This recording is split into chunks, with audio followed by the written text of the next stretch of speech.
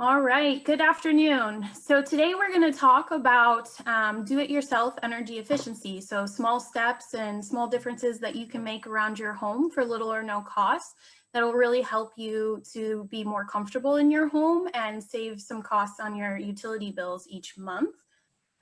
Before we get started onto that, I wanted to share with everyone what we've discussed previously on this webinar series. So you can find all of our previous episodes on our Facebook pages that we have covered throughout the month and last month. A quick recap on what we've covered so far is we started by talking about who we are as community energy advisors and what we can do for you and how we can help you with all of your energy needs. We discussed a little bit about energy efficiency and what it means to be energy efficient. From there, we moved into energy audits. So the doctor's checkup for your home, learning about where your home might be leaking air and you might be losing some of your efficiency and what that looks like. And we had a special guest join us that day. It was Jen Monroe. And so check that episode out to really learn about what an energy audit details. From there, we moved into two different programs that can help you get an energy audit and pay for energy upgrades to your home, the Empower New York program and Assisted Home Performance with Energy Star program. So those are both income eligible programs. And if you're interested in learning if you qualify, please check out our previous episodes regarding those programs. Just to remind you guys, we are your community energy advisors. My name is Catherine Ripstein and I cover Jefferson and Lewis counties. With us, we have Jen Perry from the Adirondack North Country Association. She covers Clinton, Essex, and Hamilton counties. And we also have Nick Hamilton Honey out of St. Lawrence County. And Nick covers St. Lawrence and Franklin counties.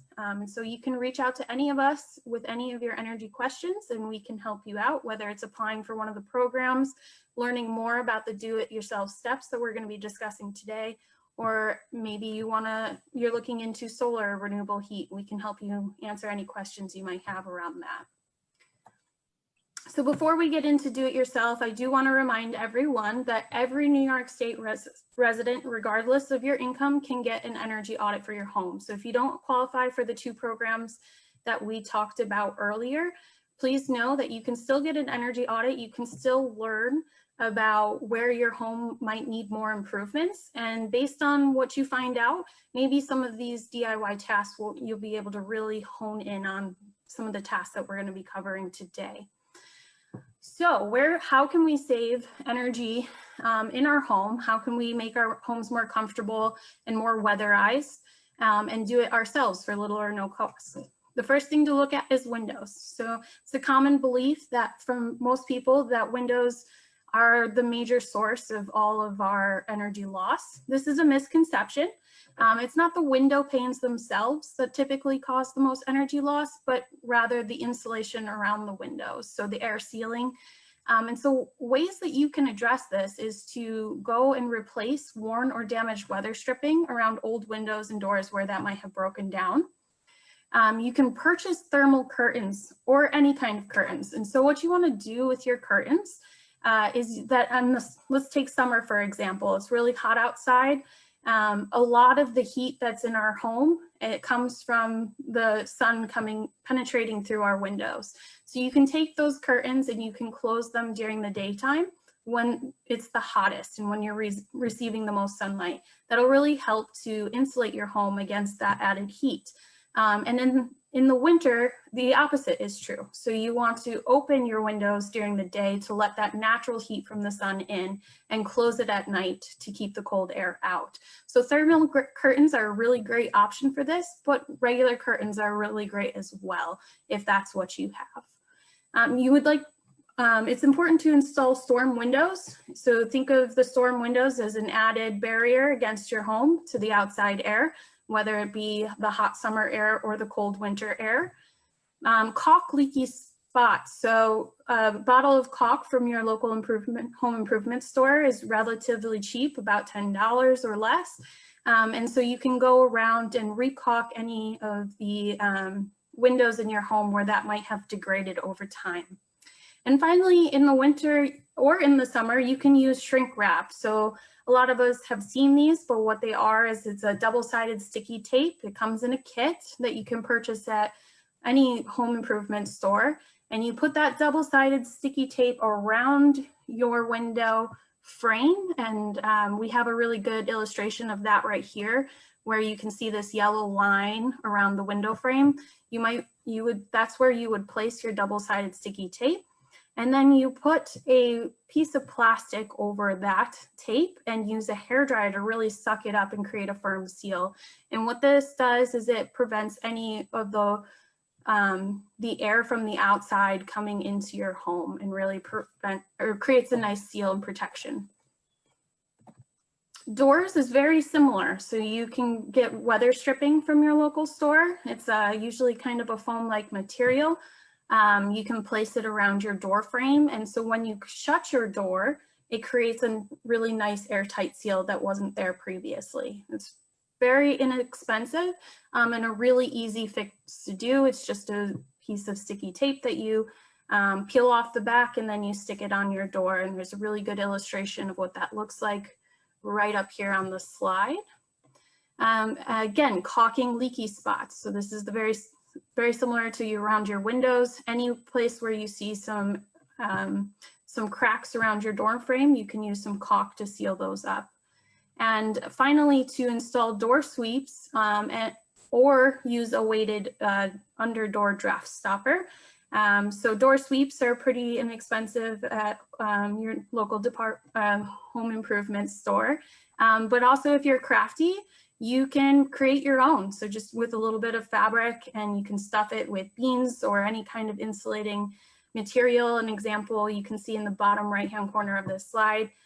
So you can just sew a little pocket and place that up against your door frames to help prevent the air from coming in underneath that door frame. Okay, and now I'm going to turn it over to Jen, and she's going to talk about a few more of the things we can do around our homes.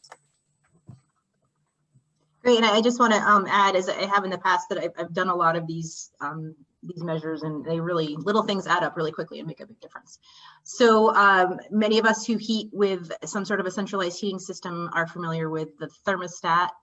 There are very innovative and helpful smart thermostats available in the market at this point that can help you control your temperatures. So it's not always at one temperature. So over the course of time, maybe you're not home, maybe it's at night, you can have something set so it automatically turns your thermostat down. You also can manually opt to notch things down, maybe just 1 or 2 degrees, and that will make a really big difference over time. And you may not even notice a change in the comfort of your home. And you can always, of course, add some extra clothing. And the statistic that for every 1 degree you lower your thermostat setting, you can save 1 to 3% on your energy bill. So that might be a little bit of motivation to pull out that extra sweater to wear around the house. I have a story. I was out to dinner with a friend who had a programmable remote thermostat, and her home was in New Jersey. She was up here visiting, and she took out her cell phone and turned her thermostat down while sitting at dinner in Saranac Lake. So there are some really innovative programs and opportunities out there. Next slide. Another opportunity is to maybe forego the air conditioning, which is an incredibly energy intensive process. So you could also just use passive airflow by opening windows. Some homes are designed to encourage passive airflow where there's a vent in the upper parts of the house to bring a cross flow. So that's something to consider if you're building a new home. You also could consider using some sort of shading where in the summertime there are leaves on the trees that shade the sun from coming into your house, but in the wintertime the leaves are gone, so you can have that sun coming into your house to help warm it. Curtains are another option too, to block out incoming sunlight. Some people use solar curtains to this way, and close them when it's cold and open them when it's really hot. The other consideration is that if you do have a window AC unit, that you could actually make sure you take it out of your window in the wintertime when you obviously aren't going to be using it, and that's leaving your window wide open, and of course you're experiencing a lot of heat loss.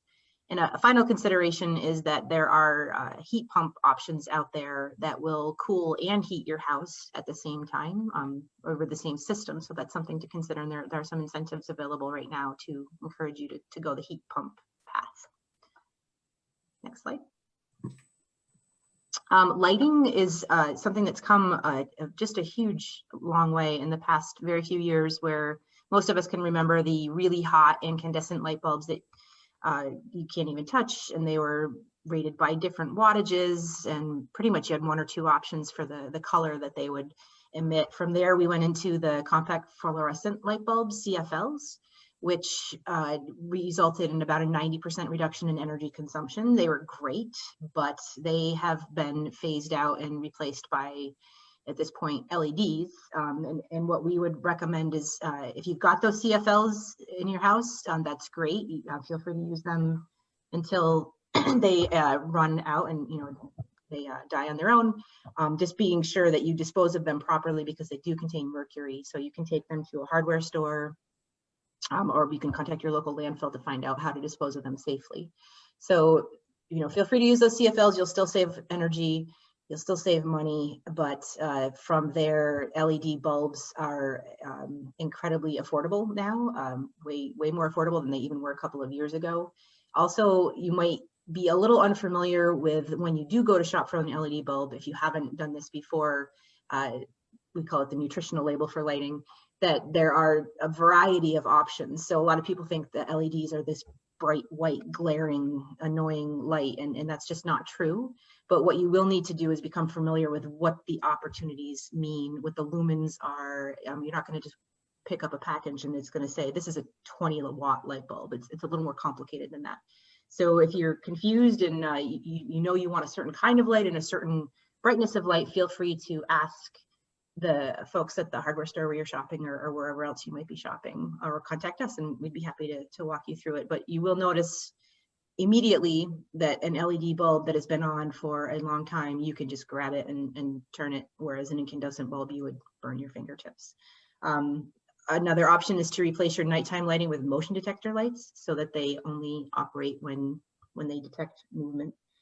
And the other thing too to consider is where we've gone these big steps from incandescents to CFLs and then CFLs to LEDs, that there are also technologies that allow for passive lighting. So you might be able to run fiber optic tubes into your house, again, if you're thinking about a new home design or cabin design, or you can also use a solar tube, which brings in the sunlight from the outside too, and that's no energy, which is what we really, really like. Next slide. Low flow faucets and shower heads are another opportunity to save water. This may not just be on your own household level, but water treatment is one of the most energy intensive processes that are out there right now. The whole process is incredibly energy intense and very, very disruptive to the environment. So reducing the amount of water that goes into your septic, or that if you're on a municipal system, will really help you individually and help the overall system in general. Then you can purchase low flow heads, you can purchase low flow faucets that really you will not notice a difference at all in your pressure and the amount of water. So they really are a simple and cheap opportunity to save a lot of money. There also are low flow toilets that any number of them have different performance measures, but overall, there are some opportunities for low flow toilets that will also save on water. Next slide. Appliances, a lot of us might be familiar with this bright yellow sticker. If you are going to shop for a new appliance, then you would look for one of these Energy Star Energy Guide labels that will indicate that you're getting an appliance that is designed to use electricity more efficiently. So this is a great opportunity, and the yellow sticker will tell you exactly how much you'll be saving on an average year. Another thing to consider is that, which Nick's going to talk about in a little bit, that anything plugged in, even though it might not be on, they are drawing electricity. And so if you have any appliances that you're not using, feel free to unplug them. Even any LED light indicators, they draw electricity that it's really unnecessary. It's also really important to make sure that what we do have for appliances are being serviced and the filters are clean to make sure that they're operating as efficiently as possible. Again, these are all low to no cost options to really make things operate more smoothly. And the other opportunity to save, it's super cheap, super easy, is to insulate your hot water tank. This is something I have not done. I have one in my basement and it's sitting right by my outside door, and I really need to do this. So you can wrap it basically to keep the heat in, also wrapping any pipes that are exposed. Very simple, very affordable option to save electricity. And I will now pass it off to Nick. Thank you. All right, and so Jen said briefly about vampire loads and our appliances. And so especially when we're thinking about any home entertainment systems, so whether that be your speaker system, a tuner, TV, gaming system, DVDs, any of those things, you can actually buy these smart sensing power strips that will sense when you are requesting power through your remote control. So that power button will let that power strip know that, hey, I'm turning my TV on now, so I want to be able to use this system. It will provide power and then the system will turn on. And that's one of those power strips right here on that slide on the left. There's various versions of those, and that's that left and the middle power strips. And then other ones that can plug in, and they actually use both of the plugs in your outlets. You'll still have those two plugs then in the front that you see there on the power strip on the right, but then on both sides of those power strips are USB outlets. So you can plug in your phone still, or other devices that are going to be using that you would normally, plug with a plug into your power strip or wall. You still will be able to have that accessibility for these plugs. You can also just use a regular power strip and plug in the things that you only are using at certain times. So plug the TV and the gaming system and the tuner right into these power strips that you can turn on and turn off.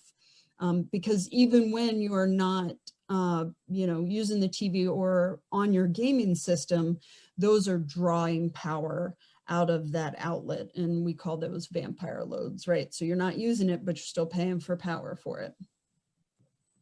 Next slide. And a lot of these really do-it-yourself things, such as, the LED lights, or adding the faucet aerator, or putting in some of that door stripping, they can be found on your electric company's marketplace. And so for National Grid's marketplace, the website address is there at the bottom. And this I took a screenshot of just earlier today. You can get one of those thermostats for $4 that are normally $100. So you always want to keep track of what might be on sale in these marketplaces. You can also get packs of LED lights for fairly cheap. And not only National Grid having a marketplace, but then NYSEG also has a marketplace as well. So if your service provider for electricity is not National Grid and you have NYSEG has a marketplace as well. And again, the address is right there down at the bottom. And check back, because they have things on sale. And so different things might be on sale at different times.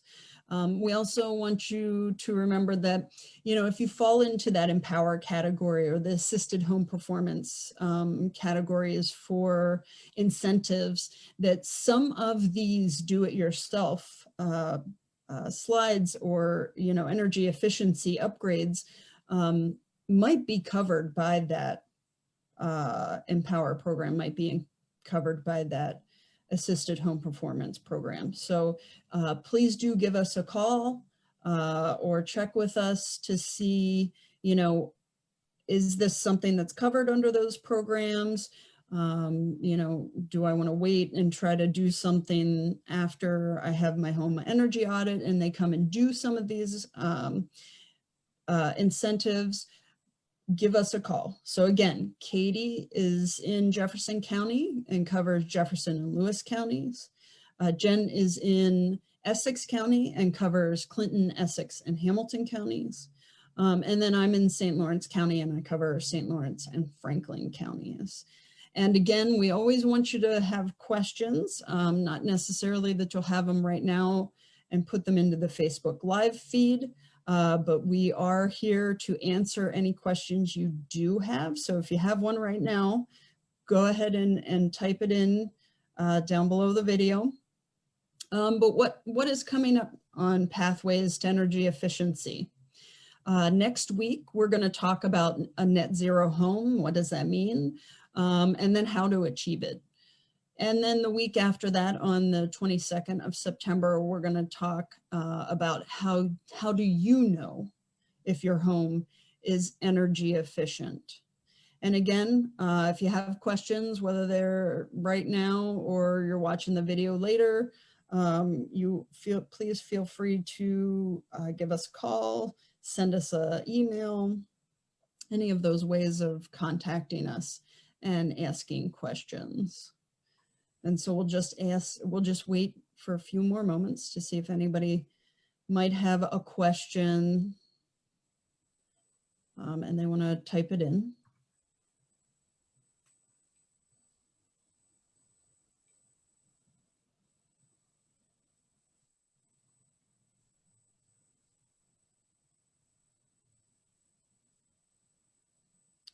And it's not looking like anybody has any questions today.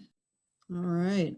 Well, thank you for joining us again on Pathways to Energy Efficiency. And we shall see you next week. Thank you, everyone.